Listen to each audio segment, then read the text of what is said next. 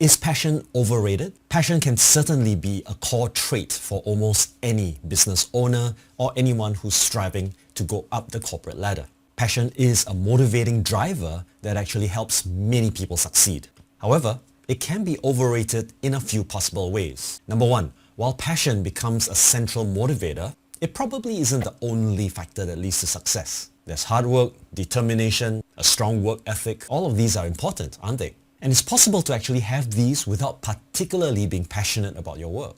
Second, it's possible that passion will cloud judgment. There is a concept of bias and the availability heuristic, where an entrepreneur might only consider certain things that will lead to an escalation of commitment because they didn't consider alternative viewpoints. But one final thing actually brings the biggest concern. Does passion actually create burnout? And that's something that I thought about very deeply. So I did a little poking around to find out the question whether or not passion can be balanced up with some other factor. And one thing seemed to crop up. Grit, as defined by Angela Duckworth, refers to the ability to set and achieve long-term goals in spite of challenges and setbacks. Grit, for example, appears to be a better predictor of college success compared with just IQ or SATs. For example, in one study, students who had a higher level of grit were 1.5 times more likely to graduate compared with those with lower levels of grit. Considering the impact of this, I suspect that's also going to be the same for business. A higher level of grit is likely to keep you staying on the path to entrepreneurship. Whereas if you have a lower level of grit, it's very likely that you'll tap out of the business when you encounter prolonged difficulties. Which is normal, isn't it? Two other examples that I found on the internet basically highlighted performance physically. The first one, West Point graduates. The second one, sports. Where West Point was concerned, there were over 3,000 cadets that were tested for grit. Cadets that demonstrated higher levels of grit were 40% more likely to graduate from the program. Another interesting factor about the physical grit in national athletes, they were 8.6 times more likely to arrive at the national level compared with those with lower levels of grit. And this was a study across 2,600 athletes. I think this is significant because in order for us to be able to push ourselves to the next level in entrepreneurship, our levels of grit are far more likely to help us to burst through to a more significant level of performance. Now look, I thought this was the be-all and end-all and it was going to give me the central result that I wanted. So you just take the sandwich of passion and grit, slam it together, and you get a super entrepreneur. Boy, was I wrong.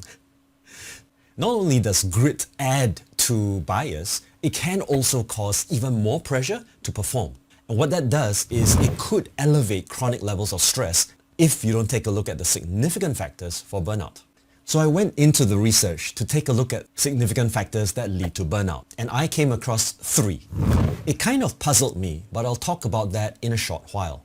In a healthcare setting, they discovered that when nurses and doctors worked beyond the 40 or 50-hour mark respectively, they tended to experience a higher level of burnout. Now, one of the things that I'm curious about is that out of these studies, they did not highlight what really shows up in doctors who actually do perform well in spite of this condition. So I went to hunt for other kinds of alternative reports and I discovered something interesting. According to the Journal of Social Work, where we know that social work is actually quite a tough environment to thrive in, many social workers still find their work to be meaningful and purposeful. Although this study was limited to only 13 social workers, it presents a new light in which we can view grit and resilience. There were 2 perceptions of these social workers. One group would conceptualize resilience as some kind of an innate capacity to be able to deal with tough situations rather than something that can be learned. It appears that some people have forgotten that resilience can actually be developed through a course of time with effective learning strategies. In addition, there would be more reliance on self rather than reliance on the organization. From an organization point of view, the restructuring of the organization could also release the workers to do their best work so that it is even more meaningful so that they can thrive. But it does seem that many organizations are completely ignoring this. Do you ignore this within your business? If the organization takes effective means to restructure workflows that make the best sense for their people, It seems logical to me that this will end up in a much better state for the people within your team instead of just claiming that this has always been the case and you can't do anything about it. The other 2 points that cause burnout: the lack of control, which sometimes can be created as a result of organizational complexities, that it feels like no matter what you do, you are not getting what you want as an employee. Chances are, people who do have a sense of control over their work, for example, a flexi work schedule, are less likely to experience burnout. But some organizations are so rigid with the wrong kinds of assumptions about how people are motivated to do their best work. And the third one, about unclear goals, probably goes back to the individual. If you think about what it means to go into an organization thinking one thing, but then realizing that your goals are misaligned with the organization, or that you thought that a particular kind of work is so meaningful, but when you ended up there, you discovered that there was more to it than meets the eye. How would it be like for you to feel misaligned? So it dawned on me that there were certain principles that were necessary to bolster passion and grit on one hand, and on the other hand, another set of skills that can combat the burnout that is created by this positive motivating drive. The first thing I want to point out is that burning out is not necessarily a bad thing. I know it sounds really bad in the current context, but hear me out for a while. You see, there is a concept known as post-traumatic stress disorder, as well as post-traumatic growth. And in many cases, it seems like there are certain individuals who can move from PTSD into PTG, post-traumatic growth. On one hand, isn't it true that sometimes through your toughest times you get even better at whatever it is that you're doing? Sometimes burnout simply functions as a feedback mechanism for us to be able to grow and learn. And that's where I believe the answer lies. Key things in post-traumatic growth research so far, still in its early stages of research, that reveal directions that we can take in order to recalibrate this entire thing about burnout and to possibly even reconsider that burnout is a bad thing. Number one, coping strategies. Isn't it possible for us to discover new coping strategies? After all, we haven't even scratched the surface of what the brain is possible of interpreting. That's why I brought up Alia Crumb's research, because it seems like the way we interpret the world is far more important than whatever information is objectively present at that point of time. Some people may be frightened and terrified of a tiny little dog, but other people find that it's so cute and lovable. How is that possible? Probably only in the mind. Number two, social support. And that's one of the most interesting things, because I find that when you're building a solid network, your ability to talk about things and also talk things through in order to process your mind becomes a significant element in your recovery so that you can become better. What I've discovered is a lot of people tend to shy away because they're embarrassed about being vulnerable. And as a result, they don't process anything. Number three, positive reappraisal. And this is something that I've talked about at length: reframing.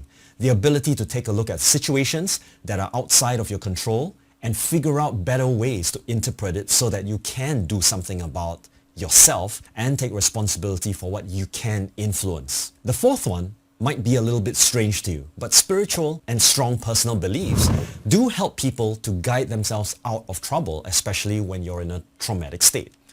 Most of the time, leaning into the teachings of spirituality and some forms of religion can actually support you in enhancing your resiliency and recovery. The last one are personality characteristics. Every individual is different, so there are some people who do PTSD to PTG more easily than other people. And I suspect that if you are somebody who's gone through that cycle many times, you're more likely to get used to the process of being traumatized, recovering from it, and getting really good at it. It kind of reminds me of the entire training process physically. When you want to sprint a 100-meter dash, you do very rigorous training. You load up your hamstrings, you load up your quads and your calves, and you do your best to be as streamlined in your training as possible, sprinting again and again and again. But you don't do that for a prolonged period of time. You have a rest, you go at the training again, and after the end of that training session, there's a tendency to go through proper recovery processes. And I suspect that the ability for you to work on yourself is far more important than how the world has actually affected you. In other words, there might be a trifecta model that will move you away from traumatic and difficult events where you find suffering and challenge into an area where you're experiencing growth and also a mindset that is freer to pursue things that you really want to do. These three things would be gratitude.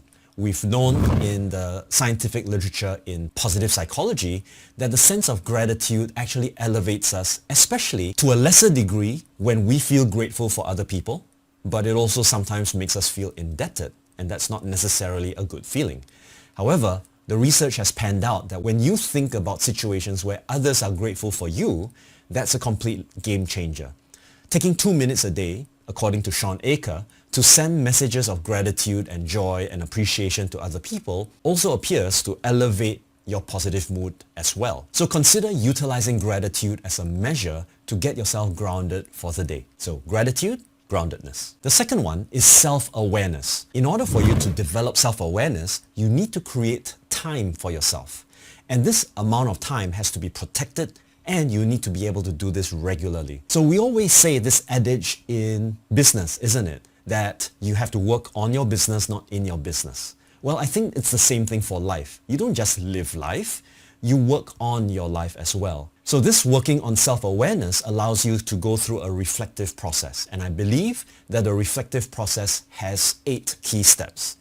Understanding the sensations you're experiencing, interpreting the nature of the emotion, interpreting the nature of its energy as it stands when it emerges for you, and then what kinds of decisions do you typically make as a result of these negative emotions.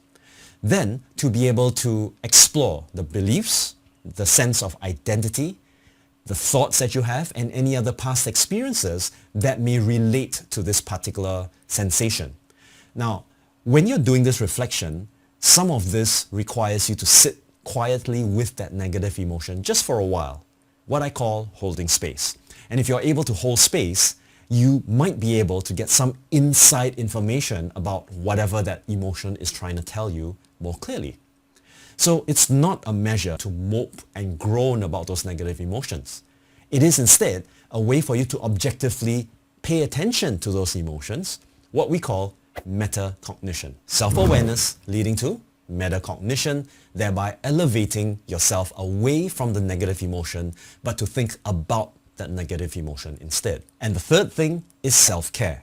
If we understand self-care really well, it basically means that we need to take care of ourselves. Because once we take care of ourselves, rather than it being selfish, we actually do have the capacity to now help other people more effectively.